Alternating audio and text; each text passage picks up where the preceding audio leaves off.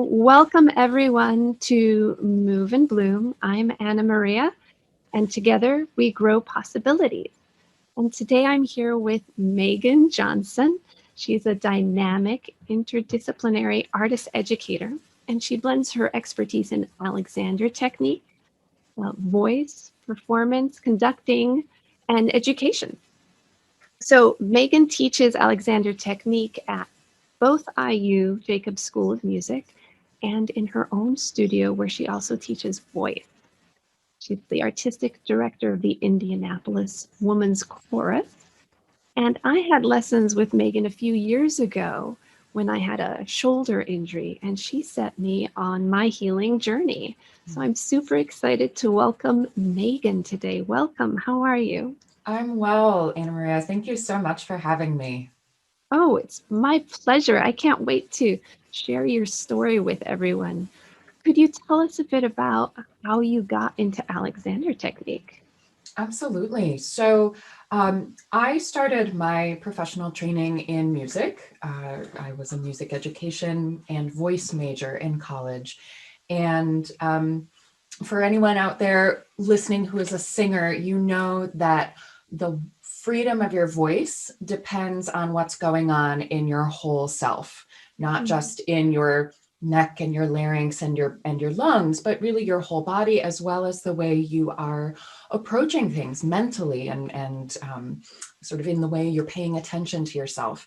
And partway through my voice training, I started to encounter just a lot of vocal technique difficulties that I couldn't solve by pushing through in the way that I'd always been accustomed to doing so before.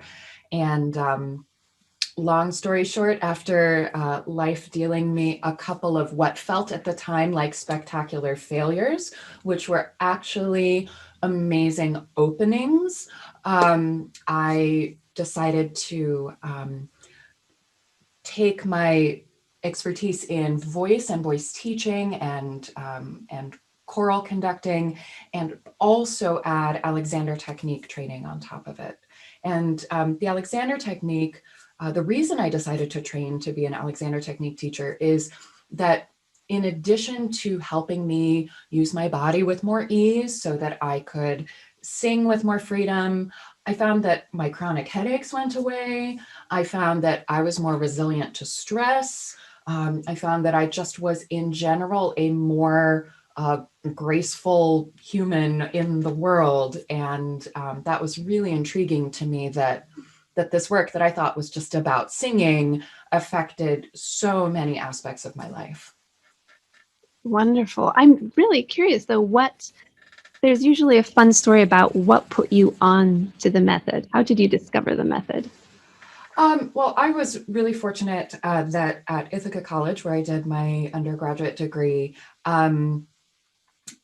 there were just a lot of brilliant educators from a lot of different fields. And my first experience with Alexander Technique was during a free weekend workshop for students. It was just kind of, hey, it's fall break this weekend. Anybody on campus, you can sign up for this workshop. It's free for music students to come.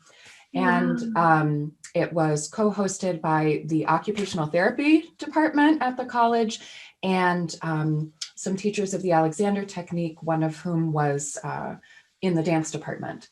And so that was my first experience. But in addition to that, I was also taking classes in the Feldenkrais method, which some of your listeners may be familiar with. Wonderful voice teacher Carol McCamus on the faculty at Ithaca College was really my the first person who introduced me to the idea that the voice and the body and the way of being were all interconnected. And so I'm just grateful that that was the environment that I was in when I was a student.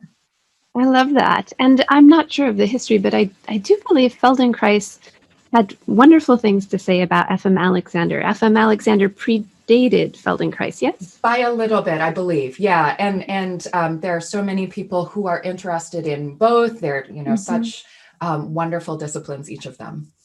Wonderful. So I love F.M. Alexander's story, and I'm wondering if you could share it with people who aren't familiar with his work. Sure. So Frederick Matthias Alexander, that was his full name. He lived from the late 1800s until about 1955. And he was born in Tasmania, and he was an actor by profession. And you have to kind of go in a little time machine back to the late 1800s when there were no microphones, when actors would be performing, one-person shows, doing monologues and poems and recitations.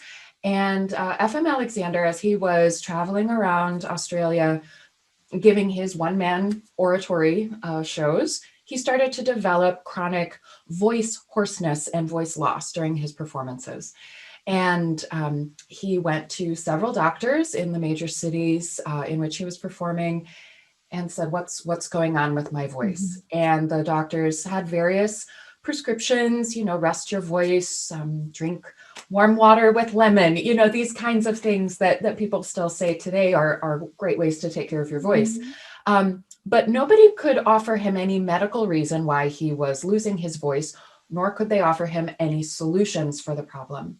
And so FM, being a pretty self-reliant person based on his upbringing, decided that it must be something he was doing himself. Since there didn't seem to be any kind of outside force affecting his voice, and there was no medical issue that a doctor could discover, he determined that it must be something he was doing in speaking that was causing the problem. And so he set up a way of observing himself. If you've ever been in a store or dressing room where they have the mirror in the front and then the mirror on the side so you can see your profile, FM set up a station to observe himself. And he went through a process of discovery that took several years, but eventually he discovered that he had a pattern of tension in his body that was associated with speaking. But it wasn't only associated with the act of speaking, it was associated with the idea of speaking. And so what FM discovered is that he could unlearn that pattern of tension through a process of non-judgmental observation, non-doing, which he called inhibition, sort of related to the idea of inhibitory nervous impulses. And then what he called direction, which was making constructive, concrete choices about the ways that he wanted to use his body and his thinking in activity. And so that process of observation, inhibition, and direction is still the process that we teach as Alexander Technique teachers. Yeah, I love that. And there's a number of things you've said so far that really also resonate with Feldenkrais and neuromovement, because as you said early on in the program, you found that you couldn't do what you had used to be able to do by essentially forcing, right? Yeah. So this idea of forcing, which we don't want to do, right. And how I have to recapture my thought. Then you have this non-judgmental way of thinking. So you have associations, and I want to say this for anyone who's played an instrument, played a sport, you know what I'm talking about. I watched a documentary on music a little while ago and found myself getting really sore because I was unconsciously remembering performance and what's my habit when I perform to engage these muscles here unnecessarily. And so it's so powerful to start becoming aware of those habits and then have a tool to apply to learn something different that can serve not just your body, but your whole self. Absolutely. So how has Alexander Technique played out in your life?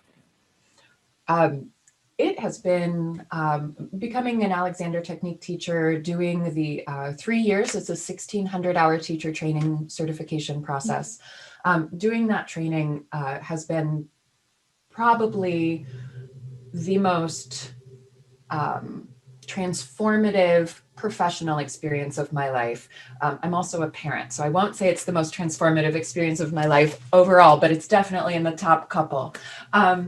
And as I mentioned earlier, I was surprised by how this process of being willing to stop, being willing to self-observe, and then to allow movement to happen in a constructive but not really goal-oriented way, of allowing movement to happen, also affected my mental health, allowed me to become a more patient person. I'm still not the world's most patient person by a long shot, but I have become more patient, more able to deal with stress. And so really my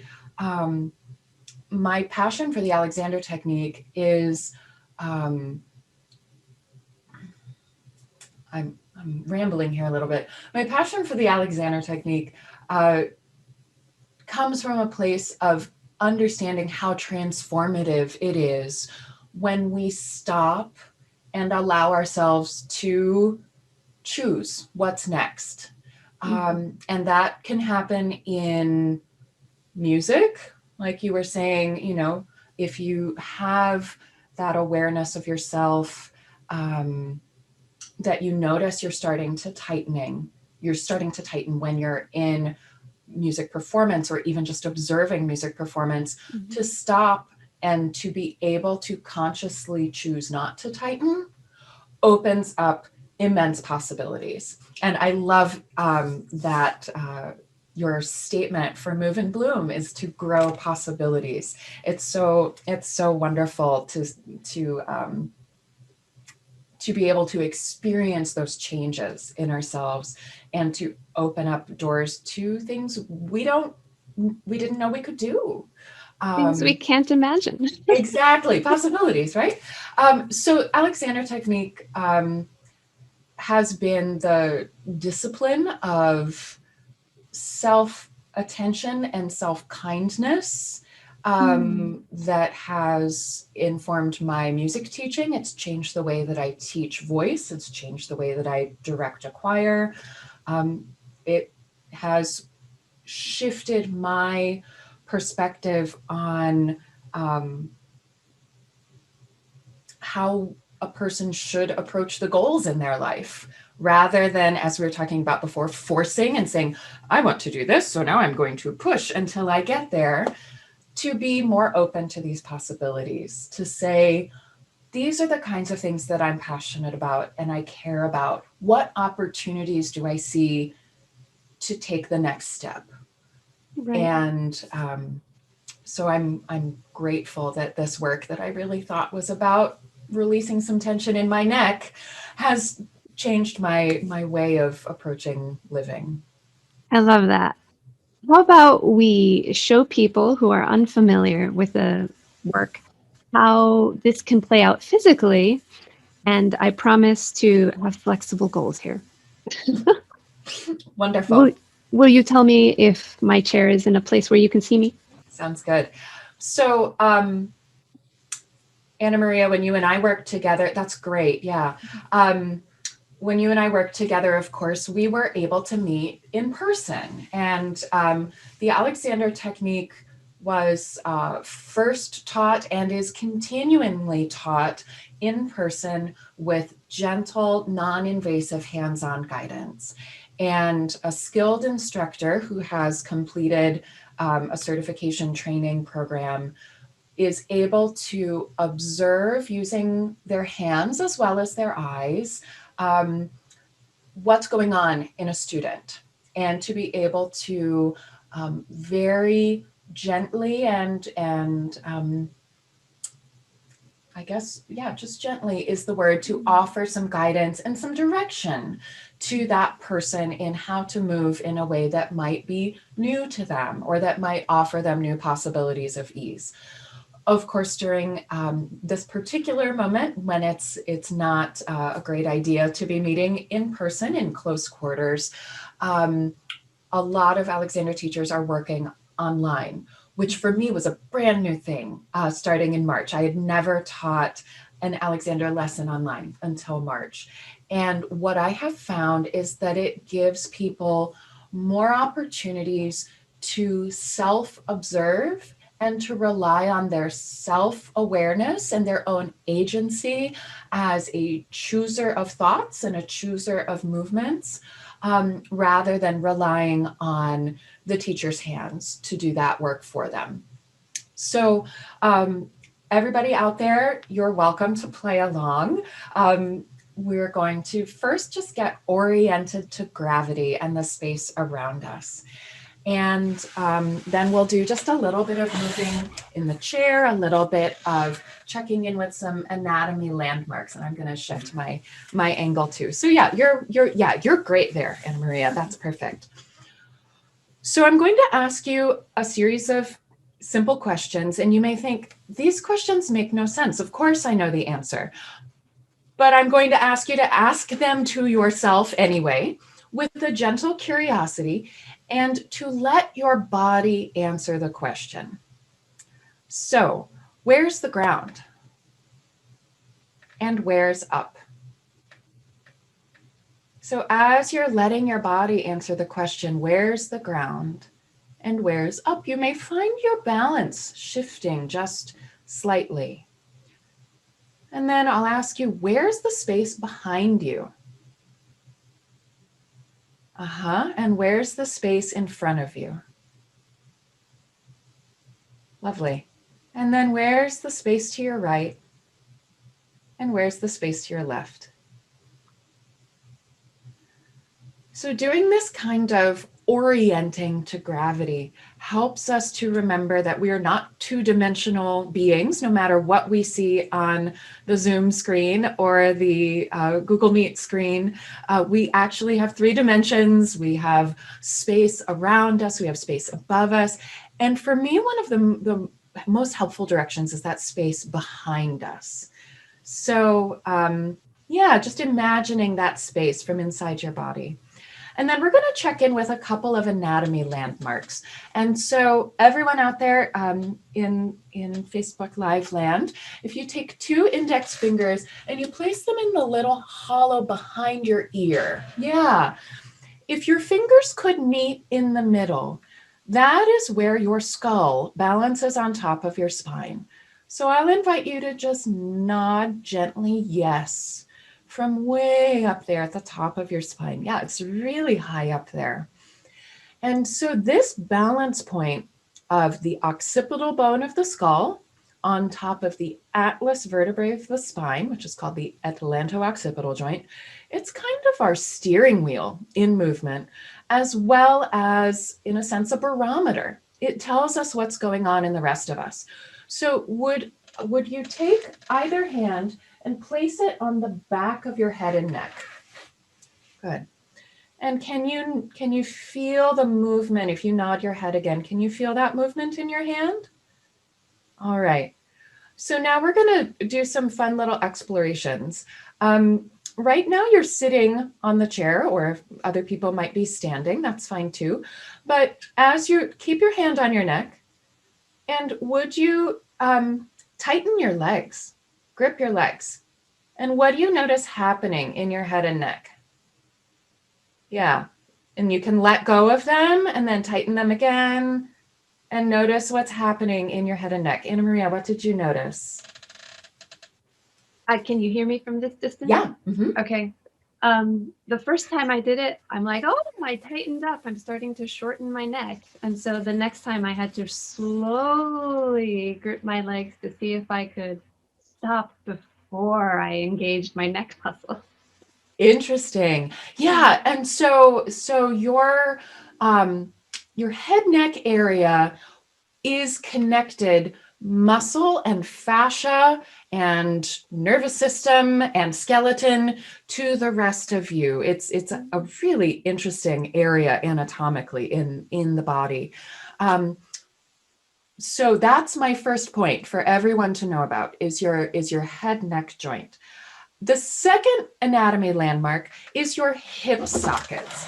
And so I'm going to invite everybody to find your hip sockets, and I'm going to scoot back a little bit here. Your hip sockets, and for anybody who hasn't ever looked at this, this is my friend Skelly, and he's going to help us with the hip sockets today. The hip sockets are a round socket on the front / side of your pelvis. They're on a 45-degree angle, if you're interested to know about that.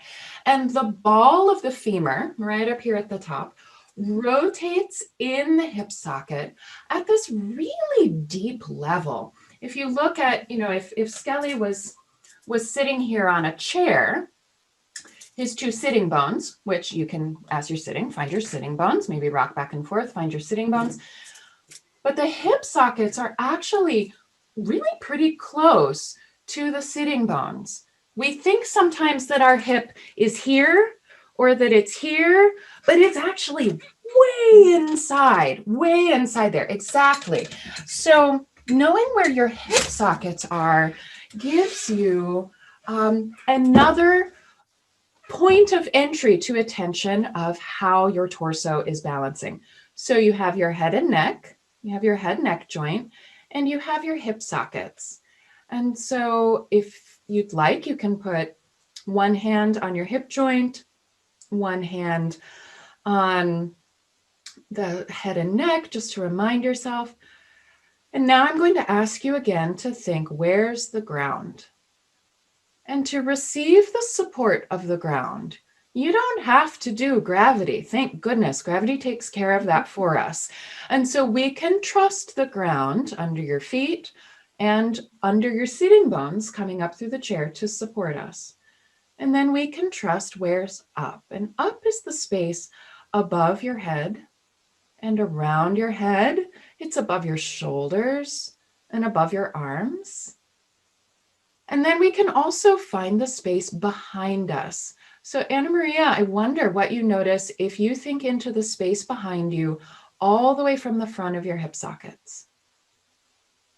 Yeah, there you go. But okay, so right there, your head started to curve forward a little bit. Did you notice that? Yes, I engaged in rounding. So I, on purpose, was rounding as the bottom of my spine rounded. I allowed the top of my spine to round. Great. What other possibilities are you thinking of? Yeah. So what if you didn't engage in any preconceived idea of movement, but instead just think of allowing the back of the pelvis to be easy so that there's space behind you from the front of the hip sockets, which might allow you to come a little bit differently over your sitting bones, to come away from your hands just slightly as you allow the head to balance up into the space around you. There you go. Yeah, so what do you notice happening? It's very subtle. It shifts the weight on my sits bones and my pelvis tilts a little bit, and I begin to lose a bit of the arch in the low back as my spine settled on that balance point. Yeah, and so of course something really important here. The Alexander technique is not about finding a right position for doing anything. It's not about a right position for sitting. It's not a right position for standing or a right form for walking. It's about becoming attentive and being able to choose the directions in which you move.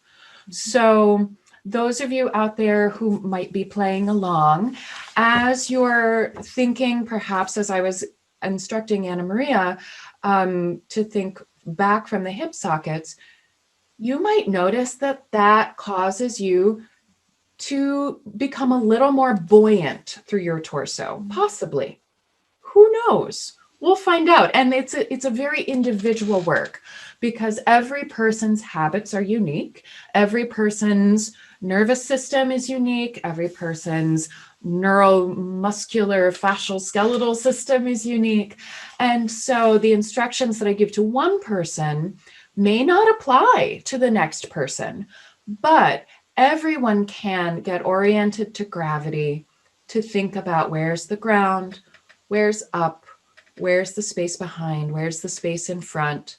The space to the right, the space to the left. And now we're going to take that into just a fun little exploration with standing, and then we'll talk some more. All right, so getting oriented to gravity. Where's the ground? Where's up? And allowing yourself to be in that spectrum or that tension of ground and up. And where's the space behind and where's the space in front? And inviting some ease to your hip sockets, inviting some ease to your head and neck. And so now you're in this 3-dimensional space of down and up, back and front, side to side. And let's play a little bit with hinging from the hip sockets, like you're going to maybe eventually stand up out of the chair, but not yet. Just hinging from the hip sockets and take that 3-dimensional space with you. Yeah, so you're hinging forward, and then you might come back up over your sitting bones. And yeah, so you can play with that balance over your sitting bones, hinging forward and back, while taking the awareness of the space behind you and the space above you and the space below you and the space to either side. And then at some point, if you like, make a choice to shift your weight over your feet. And if you keep thinking about down and up, you'll end up standing. Lovely. And then if you want to bring your chair back, but don't sit down yet. That's it. So we'll think, where's the ground? Where's up? And when you make a choice to let your hip sockets fold, you'll end up on the chair again. And this is really important for those of us who spend so much time on computers these days, to be attentive not only to the position that we are sitting in, if we're sitting at a computer, or the position in which we're standing, but the process we use to get there. Mm-hmm. And to have some ways of moving when we are static, sitting, mm-hmm. so that we can continue to stay buoyant and stay connected to the space around us. Yeah, it's all about the process. Absolutely. I loved what you said, and correct me because I may have misheard, but stay in the tension, the spectrum of up to down. And I love that idea that direction is a spectrum, because we're taught to think of direction as, what's the word I want to say? Either or, on, off. But direction can be thought of as a spectrum. I like that. Thank you. Absolutely. Sorry, I drank some tea and it went a little strange. I want to show you, this is one of my favorite teaching tools. Yeah. It's a baby toy, but it is also a tensegrity model. Mm-hmm. And for anyone who doesn't know about tensegrity, it's an architectural principle. The term was coined by Buckminster Fuller. And what I love about this is that up and down are connected, that the elasticity and the buoyancy and the energy of the little black elastics is what keeps the structure of the dowel rods open and active. If there was only down, it would be flat. And if there was only up, it would be flat this way. But because there is sort of a dynamic, resilient energy going between each of these points, the structure is able to stay open and very flexible. So I love that toy. Thank you. It's a wonderful visual model. And you use visual models to teach, and I've only experienced Alexander technique from you. Mm-hmm. What sets your teaching apart from other Alexander teachers? Probably like any field, Alexander teachers are all individuals, and we all approach the work through our own lens of the way that it speaks to us and the way that we apply it in our lives based on other experiences and other expertise. For me, the Alexander technique, especially in this time where we are, in a sense, rather disembodied. We're not, most of us, showing up to do things in person with other people as often as we might in previous times. And so for me, the Alexander technique is a practical mindfulness that lives in your body. It's an embodied mindfulness. You can't do just the body without affecting what's going on in your mind and in your spirit and your energy. You can't do just the mind without affecting what's going on in the body. They really are the same thing. And there's a lot of cool science over the last decade that shows that's actually a real thing. It's not just a kind of, yeah, it's not just a sort of happy mind-body connection. It's actually a real thing. So for me, it's that practical embodied mindfulness that I can take with me when I'm washing my dishes. I take it with me when I'm going for a walk. I take it with me when I'm singing.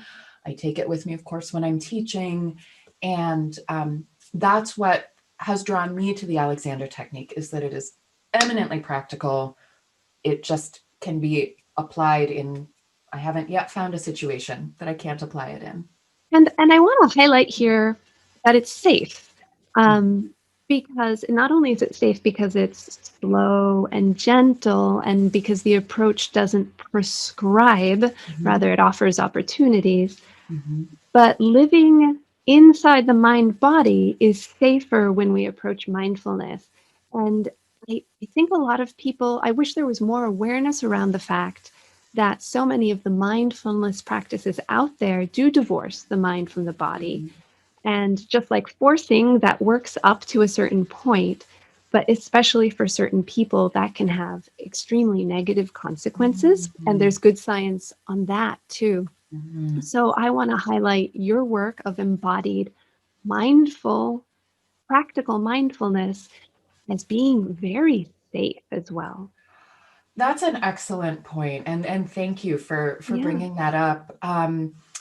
So Alexander technique, if you read the research literature that we currently have, often focuses on physical issues, things that people are dealing with, ranging from chronic back pain, for which Alexander technique has been shown to be a very effective intervention, to the motor symptoms of Parkinson's disease. And so the Alexander technique, while it does address these motor processes in ourselves and allows us to choose the ways that we're using our body with more buoyancy and more ease, if we're, for example, suffering from chronic back pain. I find that what goes in tandem with that is the sense of quiet. I've had so many students tell me that it's a quieting of the nervous system that allows them to make those choices. And then that quieting of the nervous system, of course, opens up possibilities to be more present with the people around you, to be more present to yourself, and to give yourself the time to do what you need to do. I think one of the things that has impacted me the most is the idea of having time. That one way of talking about that middle step in the observation, inhibition, direction process, that inhibition step can be called non-doing. It can also just be called taking time. And as a person who has in the past, and sometimes still more than I want, lived a very fast-paced life, where I'm, trying to keep a lot of plates in the air and get a lot of things accomplished, telling myself that I have time is one of the strongest self-influences for self-care. It immediately, even when I say it to myself this morning, reminds me that I don't have to tighten to get the next thing done. That if I say I have time, I give myself that little moment of ease, which then creates in me more favorable conditions for doing whatever it is I need to do next. Right. And I love that because we haven't spoken since I started my neuromovement training. And so I'm hearing these concepts from you again and listening, superimposing on top the essentials of neuromovement. And you talk about the quieting. And really, it's because although what we see as the effects on motor symptoms, what is happening in the body brain, right? Neuromovement practitioners really work with the brain through movement. And I suspect that even though Alexander technique doesn't label it that way, the same thing is happening, because when we slow down, we automatically get the brain to pay attention and to not become automatic. So this, I can understand why Alexander and Feldenkrais teachers often work hand in hand. I could have used some slow this morning when we were getting ready for this. Slow is still my bugaboo. So do you have any, like, I completely understand everything you're saying because that's where I'm coming from. Do you have a concrete story of a student of yours, of your own, of a problem, whatever, whether it was brain, body, or the gamish, that someone wanted to address, how you addressed it, and what the outcome was, whether it addressed that initial problem or not? I have several stories. I'm trying to think of the one that would be. Yeah, so I'll give two brief ones, if that's okay. Absolutely. The first is about this idea of having time. When I was first taking Alexander technique lessons, this was before I was a teacher. I lived in Ithaca, New York, as I mentioned, and I run late to things. I'm getting better at this as I mature, but I still run late. And at that time, I was in grad school and running late to class. And I was in my car driving from downtown up the hill. And there's a little section of one-way streets in Ithaca that's notorious for, rush minute. It's not a big city, so it's only about a minute, but it is its own Ithaca version of gridlock. And I was sitting there at this stoplight, just, I'm late for class. And I was getting kind of road ragey in my car. And I thought, I'm stuck here in my car. What can I do? And I thought, what would my Alexander technique teacher tell me to do? She'd tell me to free my neck. So I'm sitting there in my car, and I think, okay, I'll free my neck. And it just evaporated. My road rage evaporated. My frustration with the situation scaled down. I won't say it went away completely, but it scaled down to a nice low simmer rather than this sort of steamy, boiling frustration. And what that did is it allowed me, I was still late to class, but when I got to class, I was in a more centered and open place in myself so that I could immediately sit down and start to engage rather than being so worked up that it took me 25 minutes just to get settled and then I missed half of the lecture. So that was an early, very powerful experience. I will say that my students have, several of my students have been very kind in offering their testimonials of my work, which is on my new website. But a couple of them speak about their professional life. One is a violinist with the Indianapolis Symphony Orchestra who found Alexander technique not only to address the physical concerns that Mhm. they were experiencing, but also to open up this idea of creativity. And, Yes. as a performer who has a, a long history of performing music, being able to rediscover creativity Oh, during your career is such an important thing. Um, and I've experienced that with others as well, who are both in the performing arts, but also in other professions, who find that the work we do, which is not, I'm not coaching them on creativity. no. I'm just working with them on how are they paying attention to themselves? How are they able to make changes in their habitual patterns of movement? How are they able to make changes in their habitual patterns of thinking? Mhm. And that process allows them to step into the transformation and the possibility that is for them. And that for me is the most joyous aspect of doing this work. Is I never know what's going to happen with a person. Mhm. But if we stay in that process, if we stay in that Right. process of embodied mindful attention and learning and choice, all kinds of cool things start to happen. So I love um, that. That's a wonderful story, and it reminds me of a student who said, "This is what life is about, mhm, discovery." mhm, And once you open up to discovery, creativity just whoo, mhm. takes off.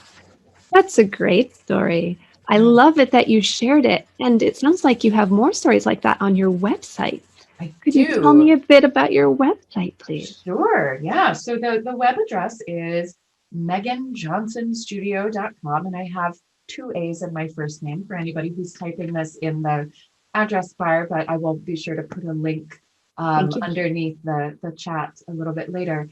But my site, meaganjohnsonstudio.com, is a place where you can learn more about my teaching as an Alexander Technique teacher, but also about my teaching as a voice teacher, because for Right. me, the freedom of the voice is similar to FM Alexander's discovery. The voice is so integrally connected to the rest of the self that when our voice is free, the rest of us is also moving towards freedom. You can't have one without the other.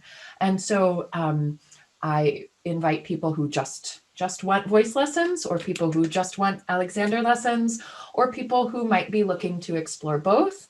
Right. Um, I love, love, love working with adult amateur singers. So if you were that person who, thought you couldn't sing as a child, and are just discovering that at the point you are in life now, you want to know more about your voice, no prior skill or talent is needed. So it's really fun to get to work with people on their singing, and I incorporate a lot of these same principles into voice lessons, as well as, of course, into the Alexander Technique work. What is it you love about working with amateur singers? Oh gosh, so the word amateur really means love, that you love. It comes from the root word ama, like Mhm. amore, all of these words. Yeah, yeah. So to an amateur is someone who loves what they do.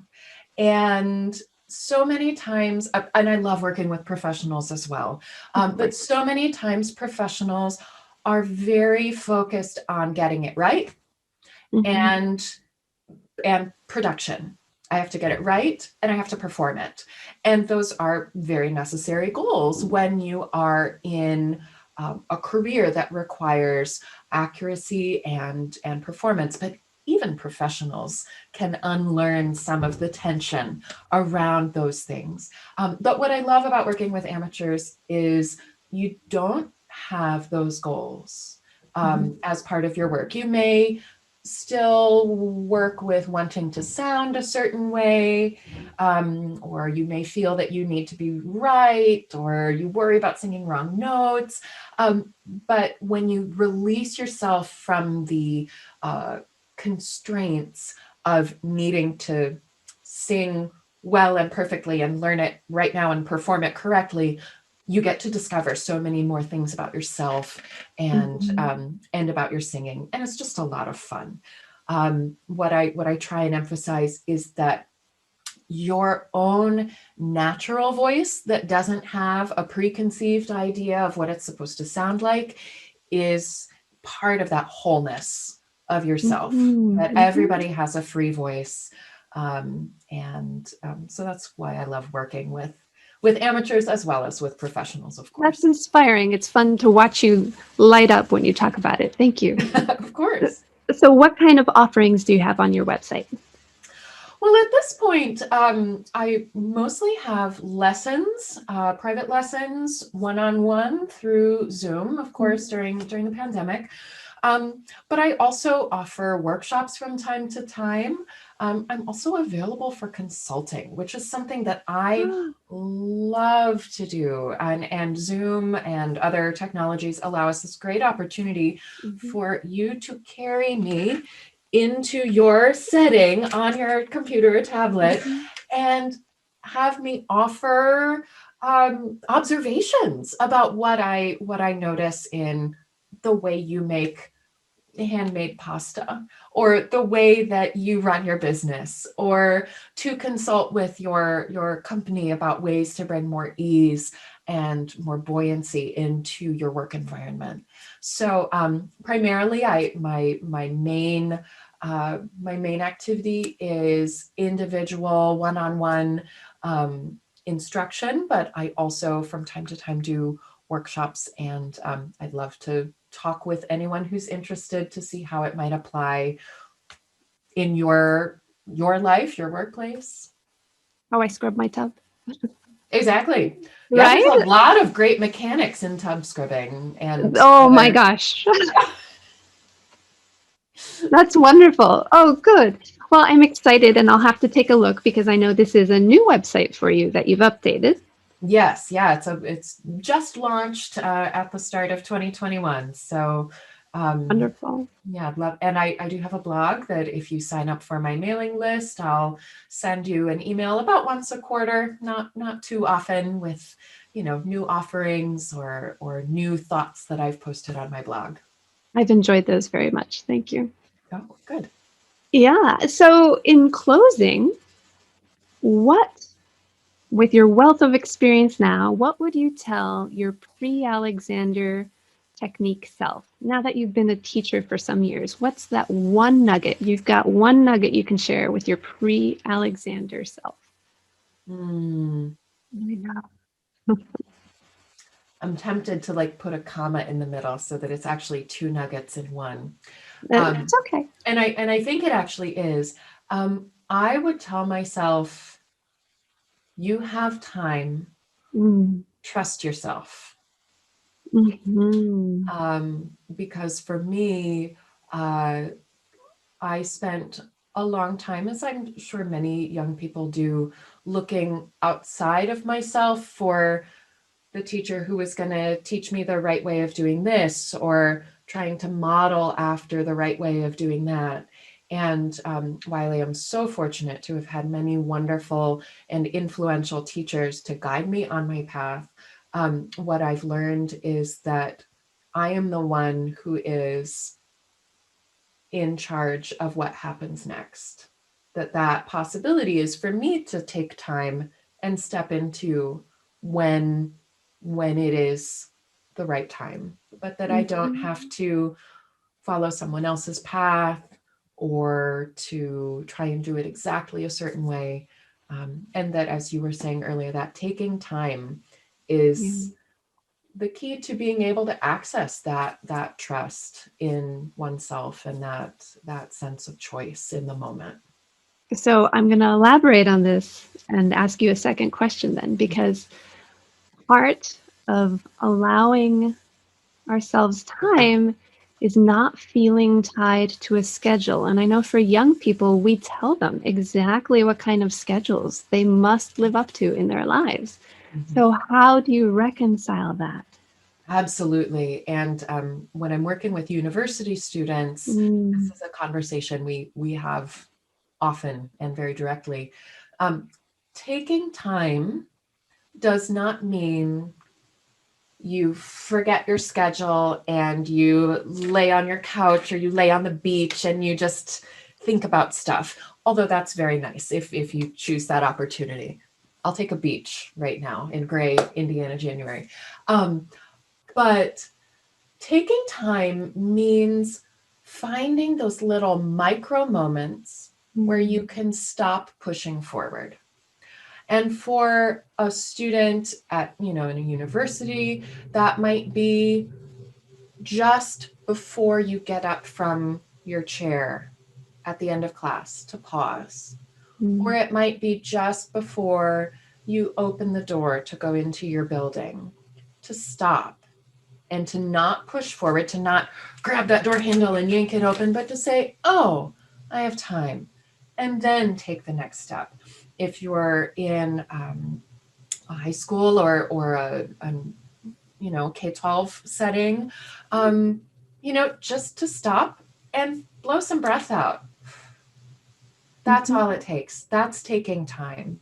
And for those of us who live, even during the pandemic, relatively fast-paced lives, whether that's schooling or work or anything else, finding those itty-bitty little moments in between to stop, notice gravity, and maybe let your breath move. That's all it is. Nice. So I'm going to serve you up what came after the comma. So I've taken time. And now how does taking time give me the agency to trust that I'm in charge?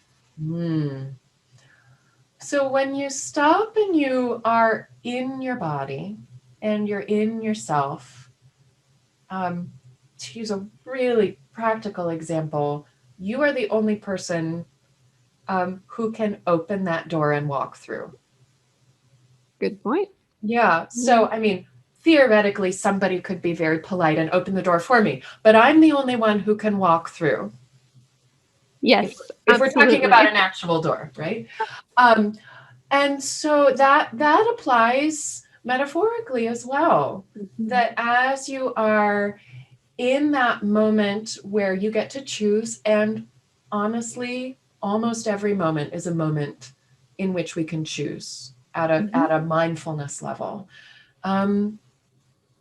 You get to decide, am I going to stay here? Am I going to go somewhere else? Or am I going to make a new choice that I'd never thought of before? And that trusting yourself that whatever you do is the right next thing to do, even if you have doubts, that's the part that I think the quieting allows us to say, I've considered this, and now I'm going to trust myself as I step into the next thing. And perhaps in practicing stopping and leaving room for choice, you can trust that this is not the last choice. Absolutely. There will be another one in another moment. I love it. That's wonderful advice. I'm sure pre-Anna Maria and today Anna Maria really appreciate it. And pre-Meagan would enjoy it too. And I need it today as well, which is why I'm grateful to get to talk to you about it. This has been a wonderful conversation. Thank you so much for joining me. Oh, thank you, Anna Maria. I've really enjoyed it as well.